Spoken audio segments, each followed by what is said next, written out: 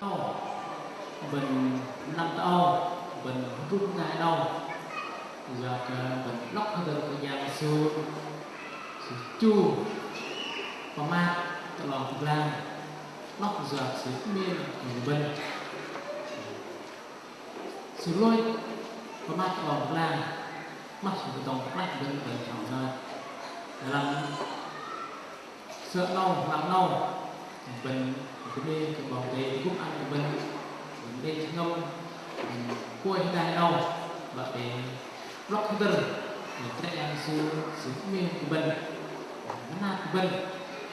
nuôi tàn bên lọt là nó lòng bên vô chơi anh bên gần mấy bây giờ thì su miên của bên chữ nó mình đi cái bóng đề là bên nó mất giờ mình cùng cố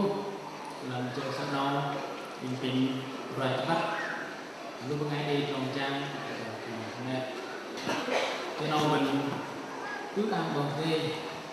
để khôn đi khôn tâm rồi để đi các bài thành minh năng